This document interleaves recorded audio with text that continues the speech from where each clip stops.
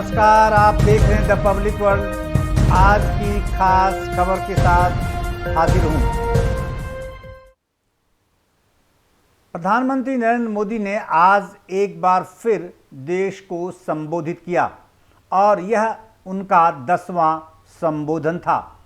इस संबंध में आज सुबह ही ट्विटर के माध्यम से पीएमओ की ओर से जानकारी दी गई थी और यह जानकारी सामने आते ही देश में खलबली मच गई। मीडिया में बहस शुरू हो गई और कयासों के बाजार गर्म हो गए। लोग चर्चा करने लगे कि आखिर प्रधानमंत्री आज क्या खास कहना चाहते हैं। क्या वो विदेश नीति पर कुछ फोकस करेंगे या फिर आर्थिक कोई निर्णय से संबंधित घोषणा करेंगे या फिर कल यानी एक दिन पहले 100 करोड़ के आंकड़ा पार करने वाले कोविड टीकाकरण से संबंधित कुछ बातें करेंगे, क्योंकि विपक्ष ने पहले काफ़ी हाय तौबा मचाया था टीकाकरण के मुद्दे पर। इसलिए उन्हें इस संबंध में भी कुछ जवाब देना लाजमी बनता था। ऐसे में लोग इस बात के भी कयास लगा रहे थे कि क्या एक बार फिर प्रधानमंत्री मुफ्त अनाज योजना की सीमा यानी समय सीमा को बढ़ाने की घोषणा कर सकते हैं या फिर पेट्रोल डीजल की जो बढ़ती कीमत है, बेतहाशा बढ़ती कीमत पर लगाम लगाने के बारे में कुछ संकेत दे सकते हैं। तो इसको लेकर लगातार 3-3.5 घंटे बहस चलती रही और अंततः जब प्रधानमंत्री 10 बजे देश से मुखातिब हुए तो उन्होंने क्या कुछ कहा, सुनिए उनके ही शब्दों में। मेरे प्यारे देशवासियों, आज मैं अपनी बात की शुरुआत एक वेद वाक्य के साथ करना चाहता हूं। कृतं में दक्षिणे हस्ते जयो में सव्य आहितः। इस बात को भारत के संदर्भ में देखें तो बहुत सीधा साधा अर्थ यही है, हमारे देश ने एक तरफ कर्तव्य का पालन किया तो दूसरी तरफ उसे बड़ी सफलता भी मिली। कल 21 अक्टूबर को भारत ने 1 बिलियन 100 करोड़ वैक्सीन डोज का कठिन लेकिन असाधारण लक्ष्य प्राप्त किया है। इस उपलब्धि के पीछे 130 करोड़ देशवासियों की कर्तव्य शक्ति लगी है। इसलिए ये सफलता भारत की सफलता है, हर देशवासी की सफलता है। मैं इसके लिए सभी देशवासियों को हृदय से बधाई देता हूं। साथियों, 100 करोड़ वैक्सीन डोज ये केवल एक आंकड़ा नहीं है, ये देश के सामर्थ्य का प्रतिबिंब है, इतिहास के नए अध्याय की रचना है। ये उस नए भारत की तस्वीर है जो कठिन लक्ष्य निर्धारित कर उन्हें हासिल करना जानता है। ये उस नए भारत की तस्वीर है जो अपने संकल्पों की सिद्धि के लिए परिश्रम की पराकाष्ठा करता है। साथियों, आज कई लोग भारत के वैक्सीनेशन प्रोग्राम की तुलना दुनिया के दूसरे देशों से कर रहे हैं। भारत ने जिस तेजी से 100 करोड़ का 1 बिलियन का आंकड़ा पार किया है, उसकी सराहना भी हो रही है। लेकिन इस विश्लेषण में एक बात अक्सर छूट जाती है कि हमने ये शुरुआत कहां से की है। दुनिया के दूसरे बड़े देशों के लिए वैक्सीन पर रिसर्च करना, वैक्सीन खोजना, इसमें दशकों से उनकी महारत है, एक्सपर्टाइज थी। भारत अधिकतर इन देशों की बनाई वैक्सीनेशन पर ही निर्भर रहता था। हम बाहर से मंगवाते थे। इसी वजह से जब 100 साल की सबसे बड़ी महामारी आई तो भारत पर सवाल उठने लगे। क्या भारत इस वैश्विक महामारी से लड़ पाएगा? भारत दूसरे देशों से इतनी वैक्सीन खरीदने का पैसा कहां से लाएगा? भारत को वैक्सीन कब मिलेगी? भारत के लोगों को वैक्सीन मिलेगी भी या नहीं? क्या भारत इतने लोगों को टीका लगा पाएगा कि महामारी को फैलने से रोक सके? भांति भांति के सवाल थे, लेकिन आज ये 100 करोड़ वैक्सीन डोज हर सवाल का जवाब दे रहा है। भारत ने अपने नागरिकों को 100 करोड़ वैक्सीन डोज लगाई है और वो भी मुफ्त, बिना पैसा लिए। साथियों, 100 करोड़ वैक्सीन डोज का एक प्रभाव ये भी होगा कि दुनिया अब भारत को कोरोना से ज्यादा सुरक्षित मानेगी। एक फार्मा हब के रूप में भारत को दुनिया में जो स्वीकृति मिली हुई है, उसे और मजबूती मिलेगी। पूरा विश्व आज भारत की इस ताकत को देख रहा है, महसूस कर रहा है। साथियों, भारत का वैक्सीनेशन अभियान सबका साथ, सबका विकास, सबका विश्वास और सबका प्रयास का सबसे जीवंत उदाहरण है। कोरोना महामारी की शुरुआत में ये भी आशंकाएं व्यक्त की जा रही थी कि भारत जैसे लोकतंत्र में इस महामारी से लड़ना बहुत मुश्किल होगा। भारत के लिए, भारत के लोगों के लिए ये भी कहा जा रहा था कि इतना संयम, इतना अनुशासन यहां कैसे चलेगा? लेकिन हमारे लिए लोकतंत्र का मतलब है सबका साथ।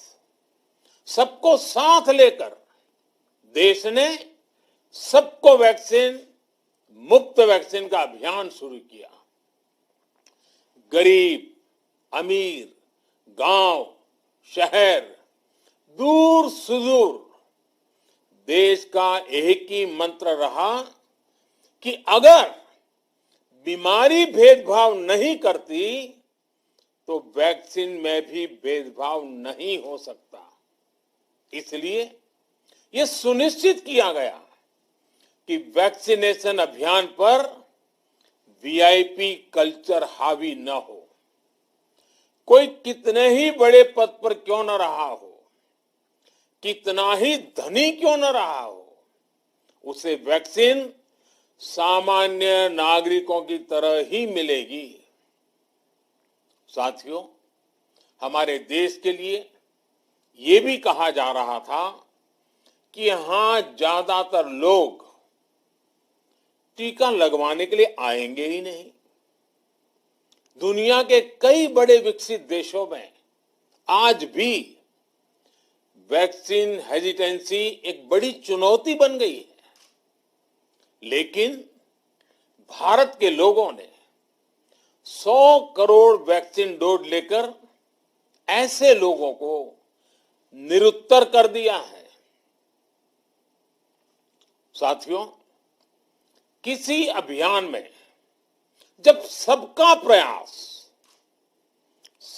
प्रयास जुड़ जाता है तो परिणाम अद्भुत ही होते हैं। हमने महामारी के खिलाफ देश की लड़ाई में जन भागीदारी को अपनी पहली ताकत बनाया, फर्स्ट लाइन ऑफ डिफेंस बनाया। देश ने अपनी एकजुटता को ऊर्जा देने के लिए ताली थाली बजाई, दिए जलाए। तब कुछ लोगों ने कहा था कि क्या इससे बीमारी भाग जाएगी, लेकिन हम सभी को उसमें देश की एकता दिखी, सामूहिक शक्ति का जागरण दिखा। इसी ताकत ने कोविड वैक्सीनेशन में आज देश को इतने कम समय में 100 करोड़ तक पहुंचाया है। कितनी ही बार हमारे देश ने एक दिन में 1 करोड़ टीकाकरण का आंकड़ा पार किया है। ये बहुत बड़ा सामर्थ्य है, प्रबंध कौशल है, टेक्नोलॉजी का बेहतरीन इस्तेमाल है, जो आज बड़े बड़े देशों के पास भी नहीं है। साथियों, भारत का पूरा वैक्सीनेशन प्रोग्राम विज्ञान की कोख में जन्मा है, वैज्ञानिक आधारों पर पनपा है और वैज्ञानिक तरीकों से चारों दिशाओं में पहुंचा है। हम सभी के लिए गर्व करने की बात है कि भारत का पूरा vaccination programme science bound, science driven और साइंस बेस्ड रहा है। वैक्सीन बनने से पहले और वैक्सीन लगने तक इस पूरे अभियान में हर जगह साइंस और साइंटिफिक अप्रोच शामिल रही है। हमारे सामने चुनौती मैन्युफैक्चरिंग को लेकर भी थी, प्रोडक्शन को स्केल अप करने की भी थी। इतना बड़ा देश, इतनी बड़ी आबादी, उसके बाद अलग अलग राज्यों में, दूर दराज इलाकों में समय से वैक्सीन पहुंचाना, ये भी किसी भागीरथ कार्य से कम नहीं था। लेकिन वैज्ञानिक तौर तरीकों और नए नए इनोवेशन से देश ने इस चुनौतियों के समाधान तलाश से असाधारण स्पीड से संसाधनों को बढ़ाया गया। किस राज्य को कितनी वैक्सीन कब मिलनी चाहिए, किस इलाके में कितनी वैक्सीन पहुंचनी चाहिए, इसके लिए भी वैज्ञानिक फॉर्मूले के तहत काम हुआ।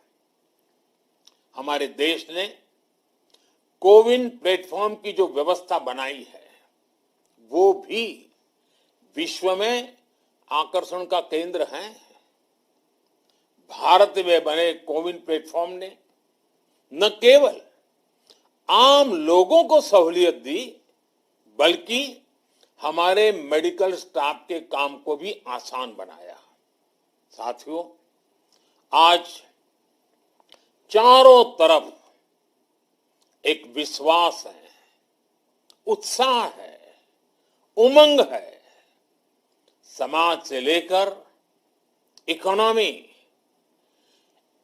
हम हर तबके पर देखें, ऑप्टिमिज्म ऑप्टिमिज्म ऑप्टिमिज्म ही नजर आता है। एक्सपर्ट्स और देश विदेश की अनेक एजेंसीज भारत की अर्थव्यवस्था को लेकर बहुत सकारात्मक है। आज भारतीय कंपनियों में न सिर्फ रिकॉर्ड इन्वेस्टमेंट आ रहा है, बल्कि युवाओं के लिए रोजगार के नए अवसर भी बन रहे हैं।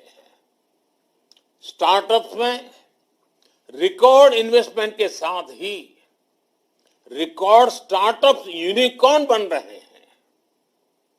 हाउसिंग सेक्टर में भी नई ऊर्जा दिख रही है। पिछले महीनों में किए गए कई सारे रिफॉर्म्स, कई सारे इनिशिएटिव, गति शक्ति से लेकर नई ड्रोन पॉलिसी तक भारत की अर्थव्यवस्था को और तेजी से आगे बढ़ाने में बड़ी भूमिका निभाएंगे। कोरोना काल में कृषि क्षेत्र ने हमारी अर्थव्यवस्था को मजबूती से संभाले रखा। आज रिकॉर्ड लेवल पर अनाज की सरकारी खरीद हो रही है। किसानों के बैंक खातों में सीधे पैसे जा रहे हैं। वैक्सीन के बढ़ते हुए कवरेज के साथ साथ आर्थिक सामाजिक गतिविधियां हो, खेल जगत हो, टूरिज्म हो, एंटरटेनमेंट हो, सब तरफ सकारात्मक गतिविधियां तेज हो रही हैं। आने वाले त्योहारों का मौसम इसे और गति देगा और शक्ति देगा। साथियों, एक जमाना था जब मेड इन ये कंट्री, मेड इन वो कंट्री, इसी का बोलबाला था, बहुत क्रेज हुआ करता था। लेकिन आज हर देशवासी ये साक्षात अनुभव कर रहा है कि मेड इन इंडिया की ताकत बहुत बड़ी होती है। और इसलिए आज मैं आपसे फिर ये कहूंगा कि हमें हर छोटी से छोटी चीज जो मेड इन इंडिया हो, जिसे बनाने में किसी भारतवासी का पसीना बहा हो, उसे खरीदने पर जोर देना चाहिए। और ये सबके प्रयास से ही संभव होगा। जैसे स्वच्छ भारत अभियान एक जन आंदोलन है, वैसे ही भारत में बनी चीज खरीदना, भारतीयों द्वारा बनाई चीज खरीदना, वोकल फॉर लोकल, ये हमें व्यवहार में लाना ही होगा। और मुझे विश्वास है सबके प्रयास से हम ये भी करके रहेंगे। आप याद करिए, पिछली दिवाली हर किसी के मन मस्तिष्क में एक तनाव था, लेकिन इस दिवाली 100 करोड़ वैक्सीन डोज के कारण एक विश्वास का भाव है। अगर मेरे देश की वैक्सीन मुझे सुरक्षा दे सकती है, तो मेरे देश का उत्पादन, मेरे देश में बने सामान मेरी दिवाली और भी भव्य बना सकते हैं। दिवाली के दौरान बिक्री की एक तरफ और बाकी साल की बिक्री एक तरफ होती है। हमारे यहां दिवाली के समय, त्योहारों के समय बिक्री एकदम बढ़ जाती है। 100 करोड़ वैक्सीन डोज हमारे छोटे छोटे दुकानदारों, हमारे छोटे छोटे उद्यमियों, हमारे रेहड़ी पटरी वाले भाइयों बहनों, सभी के लिए आशा की किरण बनकर आई है। साथियों, आज हमारे सामने अमृत महोत्सव के संकल्प है। तो ऐसे में हमारी ये सफलता हमें एक नया आत्मविश्वास दिलाती है।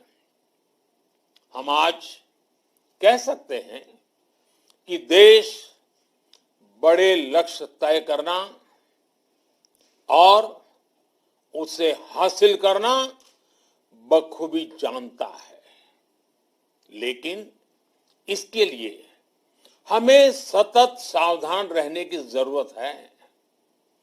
हमें लापरवाह नहीं होना है।